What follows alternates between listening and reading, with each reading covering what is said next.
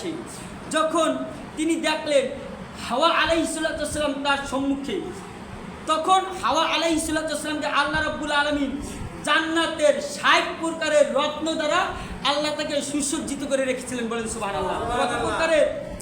৬০ প্রকারের আপনার রত্ন, এর ভিতরে স্বর্ণ, কাঞ্চন, জাহারাত, হীরা, মণিমুক্তা সব রয়েছে। বলেন সুবহানাল্লাহ। এই ৬০ প্রকারের রত্ন দ্বারা হযরত হাওয়া আলাইহিসসালামকে সুসজ্জিত করে সাজিয়ে গুছিয়ে নতুন বউ করে সামনে রাখলেন। বলেন সুবহানাল্লাহ। তখন আদম আলাইহিসসালাম যখন হাওয়ার দিকে তাকাইলেন, তাকানোর পরে তার মন ছোট হয়ে যায়, ক্ষুণ্ণ হইতে লাগলেন। তখন তিনি দেখলেন এত সুন্দর, আবার এত আইটেমের রত্ন দ্বারা তাকে সুসজ্জিত করা, তখন তার মনটা একটু ছোট হলো। ছোট হওয়ার পরে আল্লাহ রাব্বুল আলামিন বুঝতে পারলেন এবং আদমকে বললেন, আদম তুমি জান্নাতের দেয়ালের দিকে তাকাও। কিসের দিকে? দেয়ালের দিকে। তার পূর্বে আদম আলাইহিসসালামের মুখে কোনো দাড়ি ছিল না। যখন তিনি দেয়ালের দিকে তাকালেন, তিনি দেখতে লাগলেন তার এই মাঝ বরাবর থেকে থুতনির নিচ থেকে আপনার একটা দাড়ি বের হয়ে নিচের দিক প্রায় নাভির উপর পর্যন্ত ঝুলে গেছে। বলেন সুবহানাল্লাহ। এরপরে আরেকটা বের হইতে লাগলেন, আরেকটা বের হইতে লাগলেন, আরেকটা বের হইতে লাগলেন। আদম তাকিয়ে রইলেন। আশ্চর্যজনক বিষয়, তার মুখ থেকে দাড়ি গজাইতে লাগলেন। দাড়ি গজাইতে গজাইতে বের হইতে হইতে তার নাভির উপর পর্যন্ত আপনার তার এই দাড়ি পুরা মুখমণ্ডল ভর্তি হয়ে গেলেন। সুবহানাল্লাহ। তখন ইলহাম আসলো, হে আদম তুমি শুনে রাখো, আমি আল্লাহ রাব্বুল আলামিন হাওয়া আলাইহিসসালামকে ৬০ প্রকারের রত্ন দ্বারা সুসজ্জিত করেছি। এই ৬০ প্রকারের রত্নর চাইতে তোমার এক একটা দাড়ির মূল্য আমি আল্লাহর কাছে বেশি। বলেন সুবহানাল্লাহ। সম্মানিত উপস্থিতি, আমাদের মুখে সারাক্ষণ রত্ন থাকে, আমরা এটা বুঝি না। আমরা কি করি না? যে ফরজ রয়েছে এর ভিতরে ১ নম্বর হচ্ছে মুখমণ্ডল ধৌত করা। মুখমণ্ডল কি? ধৌত করা। আমরা যে মুখমণ্ডল ধৌত করি, কানের এই লতি থেকে কানের এই লতি পর্যন্ত, এই চুলের গোড়া থেকে থুতনির নিচ পর্যন্ত, শুধু এতটুকু না, এই থুতনির নিচ পর্যন্ত ধৌত করা হচ্ছে ফরজ। এই অংশটার নাম হচ্ছে লেহিয়া। এই কানের বরাবর একখানা হাড্ডি চলে এসেছে, এই হাড্ডিখানা এখান থেকে বের হয়ে এখান দিয়ে আবার এই মগজের সাথে লেগে গেছে। এই স্থানটাকে আরবিতে বলা হয় লেহিয়া। এটার নাম কি? লেহিয়া। দাড়ির অংশ, এই দাড়ির লেহিয়ার হাড্ডির যে অংশটুকু, এতটুকু অংশে দাড়ি রাখা হচ্ছে সুন্নাত, আর আমালান হচ্ছে ফরজ, আর তরিকায় সুন্নাত, দাড়ি রাখা হচ্ছে ওয়াজিব। বলেন সুবহানাল্লাহ। দাড়ি রাখা কি? ওয়াজিব। আর দাড়ির আপনার তরতিব হচ্ছে, আমালান হচ্ছে ফরজ, আর এই দাড়ির খেদমত করা এটা হচ্ছে সুন্নাত। এটা কি? সুন্নাত। দাড়ির ভিতরে ফরজ আছে, সুন্নাত আছে, ওয়াজিব আছে। বলেন সুবহানাল্লাহ। লেহিয়ার অংশ, এই লেহিয়ার অংশের শেষ ভাগ থুতনি, এই গলার উপরি পর্যন্ত ধৌত করা হচ্ছে ফরজ। এটা হচ্ছে অজুভঙ্গের অজুর ১ নম্বর ফরজ। অজুর ২য় নম্বর ফরজ হচ্ছে ২ হাতের কনুর উপর পর্যন্ত ধৌত করা। কি করা? এই কনু রয়েছে, এই কনুর উপর পর্যন্ত ধৌত করা কি? ফরজ। অতিরিক্ত অংশ আরও বেশি ধৌত করা হচ্ছে মুস্তাহাব। বলেন সুবহানাল্লাহ। আরও বেশি ধৌত করা কি? মুস্তাহাব। ৩ নম্বর হচ্ছে অজু, এই মাথা মাসেও করা। মাথা মাসেও ৪ ভাগের ১ ভাগ করা হচ্ছে ফরজ। কয় ভাগ? ১ ভাগ করা ফরজ, কিন্তু সম্পূর্ণ মাথা মাসেও করা ফরজ, সুন্নাত এবং মুস্তাহাব। বলেন সুবহানাল্লাহ। সমস্ত মাথা আমরা মাসেও করব। কোরআনের আয়াত অনুযায়ী ৪ ভাগের ১ ভাগ মাসেও করা কি? ফরজ। আর সমস্ত মাথা মাসেও করা হচ্ছে ফরজ, সুন্নাত, মুস্তাহাব। বলেন সুবহানাল্লাহ। এরপরে অজুর ৪র্থতম ফরজ হচ্ছে টেকনুগেরার উপর পর্যন্ত ধৌত করা। কি ধৌত করা? টেকনুগেরার পায়ের উপর পর্যন্ত ধৌত করা। এই পায়ের উপর পর্যন্ত ধৌত যদি আমরা না করি সুন্দরভাবে, তাহলে আমাদের অজুর ফরজ হবে না। অজুর ফরজ আদায় না হলে নামাজি হবে না। তবে আমরা জেনে রাখবো যে এই যদি শীতকাল হোক আর গরমকাল হোক, আমরা অজুর আগে, অজু শুরু করার আগে পাও ধোয়া হচ্ছে মুস্তাহাব। পাও ধোয়া কি? পাওকে আপনারা আগে ধুইবেন, পাও আগে ধোয়া মুস্তাহাব। এর কারণ হচ্ছে পায়ের যেই আপনার পশমের ছিদ্র রয়েছে, এগুলো শুষ্ক থাকে।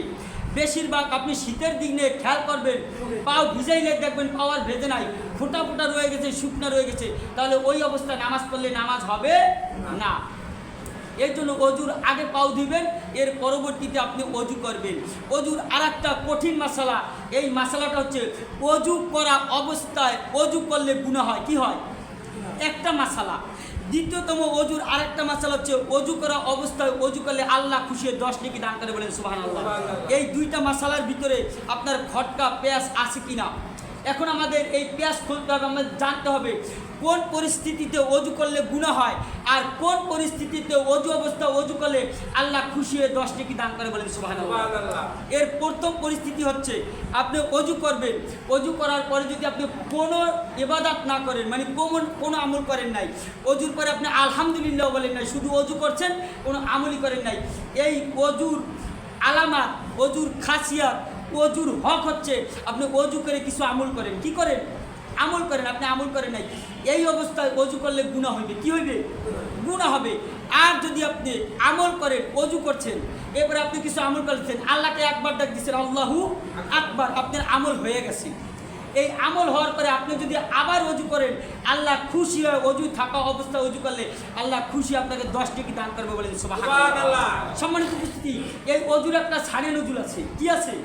অজুর সম্পর্কে অজানা তথ্যগুলো আপনাদের বের করে আলোচনা করার চেষ্টা করতেছি ইনশাআল্লাহ। অজুর সানে নজুল রয়েছে। অজুর সানে নজুল কি? যখন আল্লাহ রাব্বুল আলামিন হযরত আদম আলাইহিস সালামকে সৃষ্টি করলেন, এরপরে তাকে জান্নাতে রাখলেন। জান্নাতে রাখার পরে এরপরে যখন আদম একদম একা, আদম কি একদম একা, তখন তিনি জান্নাতের ভিতরে ঘুরতে ফিরতে লাগলেন। এরপরে তার ভিতরে কেমন যেন একটু সংকুচিত মনে হয়, নিজেকে আপনার একা একা মনে হয়। আর একা একা জীবন কিন্তু ভালো লাগে না, তার ভিতরে অনুভূতি আসলো যদি একজন সঙ্গী থাকতো তাহলে কতই না ভালো হতো। তখন আল্লাহ রাব্বুল আলামিন তার এই মনের বাসনা, আল্লাহ তার অন্তরের কথা জানে কি না? জানে। যখন আদম আলাইহিস সালাম তিনি ঘুমের ভিতরে চলে গেলেন, ঘুমের ভিতরে চলে যাওয়াতে আল্লাহ রাব্বুল আলামিন কোরআনের আয়াত আসছে, আল্লাহ আদম আলাইহিস সালামকে সার্জারি করে অপারেশন করলেন ফেরেশতার মাধ্যমে। এরপরে একখানা হাড় বের করলেন, এই বাম পাশ থেকে একখানা হাড় বের করলেন। এই হাড়কে অনেকে রিহাল নামক হাড় বলে। রিহাল বলার কারণ হচ্ছে হাড়টা হচ্ছে বাঁকা, এই জন্য বলে রিহাল। এই জন্য কি বলে? রিহাল। রিহালের সাথে এই হাড়ের সাথে কিছু মিল রয়েছে, এই জন্য বলে রিহাল নামক হাড়। এই হাড়কে বের করে আল্লাহ রাব্বুল আলামিন আবার হযরত হাওয়া আলাইহিস সালামকে সৃষ্টি করলেন, বলেন সুবহানাল্লাহ। যখন আদমের ঘুম ভাঙলেন, ঘুম ভাঙার সাথে সাথেই যখন তাকাইলেন, তাকিয়ে তিনি দেখতেছেন সুন্দরী, রূপসী, সুরুষী একজন রমণী, বলেন সুবহানাল্লাহ। যখন এই রমণীকে দেখলেন, দেখার পরবর্তীতে সাথে সাথেই আদম আলাইহিস সালাম আলহামদুলিল্লাহ বলে আল্লাহর পবিত্রতা, আল্লাহ রাব্বুল আলামিনের এই পবিত্রতা ঘোষণা করলেন, বলেন সুবহানাল্লাহ। যখন তিনি দেখলেন, আলোচনা করলে আবার আলোচনার ভিতরে গম্ভীর চলে আসে। যখন তিনি দেখলেন হাওয়া আলাইহিস সালাম তার সম্মুখে, তখন হাওয়া আলাইহিস সালামকে আল্লাহ রাব্বুল আলামিন জান্নাতের 60 প্রকারের রত্ন দ্বারা আল্লাহ তাকে সুসজ্জিত করে রেখেছিলেন, বলেন সুবহানাল্লাহ। কত প্রকারের? 60 প্রকারের আপনার রত্ন, এর ভিতরে স্বর্ণ, কাঞ্চন, জাহারাত, হীরা, মণিমুক্তা সব রয়েছে, বলেন সুবহানাল্লাহ। এই 60 প্রকারের রত্ন দ্বারা হযরত হাওয়া আলাইহিস সালামকে সুসজ্জিত করে সাজিয়ে গুছিয়ে নতুন বউ করে সামনে রাখলেন, বলেন সুবহানাল্লাহ। তখন আদম আলাইহিস সালাম যখন হাওয়ার দিকে তাকাইলেন, তাকানোর পরে তার মন ছোট হয়ে যায়, ক্ষুণ্ণ হইতে লাগলেন। তখন তিনি দেখলেন এত সুন্দর, আবার এত আইটেমের রত্ন দ্বারা তাকে সুসজ্জিত করা, তখন তার মনটা একটু ছোট হলো। ছোট হওয়ার পরে আল্লাহ রাব্বুল আলামিন বুঝতে পারলেন এবং আদমকে বললেন, আদম তুমি জান্নাতের দেয়ালের দিকে তাকাও। কিসের দিকে? দেয়ালের দিকে। তার পূর্বে আদম আলাইহিস সালামের মুখে কোনো দাড়ি ছিল না। যখন তিনি দেয়ালের দিকে তাকালেন, তিনি দেখতে লাগলেন তার এই মাঝ বরাবর থেকে থুতনির নিচ থেকে আপনার একটা দাড়ি বের হয়ে নিচের দিক প্রায় নাভির উপর পর্যন্ত ঝুলে গেছে, বলেন সুবহানাল্লাহ। এরপরে আরেকটা বের হইতে লাগলেন, আরেকটা বের হইতে লাগলেন, আরেকটা বের হইতে লাগলেন। আদম তাকিয়ে রইলেন। আশ্চর্যজনক বিষয়, তার মুখ থেকে দাড়ি গজাইতে লাগলেন। দাড়ি গজাইতে গজাইতে বের হইতে হইতে তার নাভির উপর পর্যন্ত আপনার এই দাড়ি পুরা মুখমণ্ডল ভর্তি হয়ে গেলেন সুবহানাল্লাহ। তখন ইলহাম আসলো, হে আদম তুমি শুনে রাখো, আমি আল্লাহ রাব্বুল আলামিন হাওয়া আলাইহিস সালামকে 60 প্রকারের রত্ন দ্বারা সুসজ্জিত করেছি। এই 60 প্রকারের রত্নর চাইতে তোমার এক একটা দাড়ির মূল্য আমি আল্লাহর কাছে বেশি, বলেন সুবহানাল্লাহ। সম্মানিত উপস্থিতি, আমাদের মুখে সারাক্ষণ রত্ন থাকে, আমরা এটা বুঝি না। আমরা কি করি না? বুঝি না। আপনারা মনে রাখবেন, 24 ঘন্টা গুনাহ হওয়ার কয়েকটা কারণ রয়েছে, আমরা বুঝি না। যেই ব্যক্তি এই দাড়িকে যেই ব্যক্তি ছাঁচবে, যতক্ষণ পর্যন্ত না এক মুষ্টি পরিমাণ এই দাড়ি লম্বা হবে, ততক্ষণ পর্যন্ত তার গুনাহ হইতেই থাকবে। কি হইতে থাকবে? গুনাহ অনবরত। একজন পরীক্ষক যখন পরীক্ষার হলে বসে তিনি খাতার ভিতরে লিখতেই থাকে, প্রশ্ন কমান লেখে শেষ করতে পারে না, তেমনিভাবে ফেরেশতারা তার 24 ঘন্টা, মাস, বছর, দিন, মাস, বছর পর্যন্ত গুনাহ লিখতেই থাকে, বলেন নাউজুবিল্লাহ। তাহলে এই দাড়ির মূল্য কত? যখন ব্যক্তি ওই দাড়ির জন্য সওয়াব লেখা শুরু হয়ে যাবে, গুনাহ বন্ধ হয়ে যাবে, তখন যখন তিনি এই দাড়ির ছাঁচে নাই, অথবা তিনি নিয়ত করেছে শেষ ছাঁচছে, মাসালা জানছে, আল্লাহর কাছে নিয়ত করছে, আল্লাহ আজ থেকে আমি আর এই দাড়ির গায়ে খুর দেব না, বেলাট লাগাবো না, দাড়ি আমি ছাঁচবো না, তখন আল্লাহ তার তওবা কবুল করবে, তখন থেকেই সওয়াব লেখা শুরু হয়ে যাবে, বলেন সুবহানাল্লাহ। সম্মানিত উপস্থিতি, এরপরে এই টেকনুকেরা আপনার এই গেরার উপরিভাগে যদি কখনো পোশাক পরা হয়, কিসের? এই গেরার উপরিভাগে যদি পোশাক পরা হয়, তাহলে 24 ঘন্টায় কবিরা গুনাহ লেখা হয়। কি হয়? এইটা হচ্ছে দাইমি ফরজ। এটা কি ফরজ? ফরজ 3 প্রকার। একটা হচ্ছে ফরজে আইন, আর একটা হচ্ছে দাইমি ফরজ, একটা হচ্ছে ফরজে কিফায়া। এই ফরজে আইনটা হচ্ছে আমরা জুমার নামাজ আদায় করতে আসছি, এইটা হচ্ছে ফরজে আইন। এটা কি? ফরজে আইন। এইটা আমাদের আদায় করতে হবে, আল্লাহর হুকুম, আর আদায় করার পরে আমাদের সওয়াব হবে নির্ধারিত, আল্লাহ নেকি দান করবে। আর টাকনুগিরার এই নিচ পর্যন্ত পোশাক পরলে অনাবরত আমাদের নেকি আল্লাহ ফেরেশতার মাধ্যমে লেখতেই থাকে, বলে সুবহানাল্লাহ। টাকনুগিরার উপরে যখন পোশাক উঠে যায়, অনাবরত আপনার এই আমলনামায় গুনাহ লেখতেই থাকে ফেরেশতারা, বলেন নাউজুবিল্লাহ। সম্মানিত উপস্থিতি, এবং এই টেকনুগিরার নিচে যদি পোশাক পরা হয়, গুনাহ ফেরেশতারা লেখতেই থাকে। টেকনুগিরার উপরে যখন পুরুষ পোশাক পরে, তার জন্য সওয়াব হইতেই থাকে, মুস্তাহাবের সওয়াব, বলেন সুবহানাল্লাহ। সম্মানিত উপস্থিতি, এই জন্য আমি বলতেছিলাম, সানে নজুলটু বলে শেষ করে দেব, যে যখন এই হাওয়া আলাইহিস সালামকে আল্লাহ সৃষ্টি করলেন, এরপরে আদম গেলেন ভ্রমণে, কোথায়? জান্নাতে ঘুরতে গেলেন। ঘুরতে যাওয়ার পরে ইবলিস আসলেন, অনেক কথা রয়েছে। ইবলিস এসে যখন তাকে ওয়াসওয়াসা দিলেন, ওয়াসওয়াসা দেওয়ার পরে হাওয়াকে বলতে লাগলেন, হাওয়া, ওই যে আল্লাহ রাব্বুল আলামিন একটা গাছ দেখাইছে, এই গাছের ফল যদি তোমরা খাও, তাহলে আল্লাহ রাব্বুল আলামিন তোমাদের এই জান্নাতের ভিতরে রাখবে, আর যদি না খাও, তাহলে আল্লাহর অসংখ্য জগৎ রয়েছে, এই জগতের ভিতরে তোমাদের নিক্ষেপ করা হবে। মেয়েদের মন, মাদের মন হচ্ছে নরম। তখন এই ইবলিসের পটকানিতে তার মনটা গলে গেল, তিনি ওই গাছ থেকে ফল পারলেন, নিজে খাইলেন। আদম আলাইহিস সালাম যখন ভ্রমণ করে আসলেন, ভ্রমণ করে আসার পরে তাকে দিলেন, তড়িঘড়ি করে তাকে দিলেন। তাকে দেওয়ার পরে তখন তার স্মরণ হলো যে এই যে ফলের শরবত খাওয়াইছে, আসলে এটা কোন গাছের শরবত? আমি তো জিজ্ঞাসা করি, এইটা কি ওই গাছের শরবত নাকি যেই গাছ সম্পর্কে আল্লাহ রাব্বুল আলামিন নিষেধ করেছেন? তখন জিজ্ঞেলেন, হাওয়া, এটা কোন গাছের ফলের শরবত?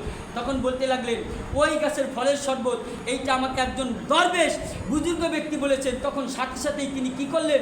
মুখ থেকে ফেলে দিলেন এবং তার এই কণ্ঠলানিকে চেপে ধরলেন, বলেন সুবহানাল্লাহ। এই সানে নজুলটা অজুর, যেটা আমার বলার উদ্দেশ্য, এইটা হচ্ছে যখন হাওয়া আলাইহিস সালাম এই ফল গাছের নিকটে গেলেন, যখন তার হাত উঠাইলেন, যখন তিনি ফলের দিকে তাকালেন, তার চেহারার কাপড়টা এই মাথার আপনার এই 4 ভাগের 1 ভাগ ছড়ে গেলেন। ইবলিস তার ওই চেহারা দেখেছে, বিদায় আল্লাহ রাব্বুল আলামিন এই মুখমণ্ডল থেকে এই মুখমণ্ডল ধৌত করাকে আমাদের জন্য ফরজ করে দিয়েছেন। যখন তিনি হাত দ্বারা ওই গন্ধম ফল পাড়তে গেলেন, গন্ধম ফলের নিকট হাত দিলেন, উপরের দিকে কাপড়টা তখন ছিল না, নিচের দিকে ধসে গেছে। কি করেছেন? নিচের দিকে নেমে এসেছেন। এই জন্য এই হাতের এই টাকনুগিরার উপর পর্যন্ত ধৌত করা আমাদের জন্য ফরজ, বলেন সুবহানাল্লাহ। যখন তিনি এই হাত দিয়ে যখন ওই ফলকে লাগাল না পায়, তখন তার এই পায়ের যে কাপড় টেকনুগিরার উপর পর্যন্ত উঠে যায়। এই জন্য টেকনুগিরার উপর পর্যন্ত ধৌত করা আমাদের জন্য ফরজ, বলেন সুবহানাল্লাহ। যখন তিনি উপরের দিকে তাকাইলেন এমনি করে, তখন তার মাথার কাপড় 4 ভাগের 1 ভাগ সরে যায়, বিদায় এই মাথাকে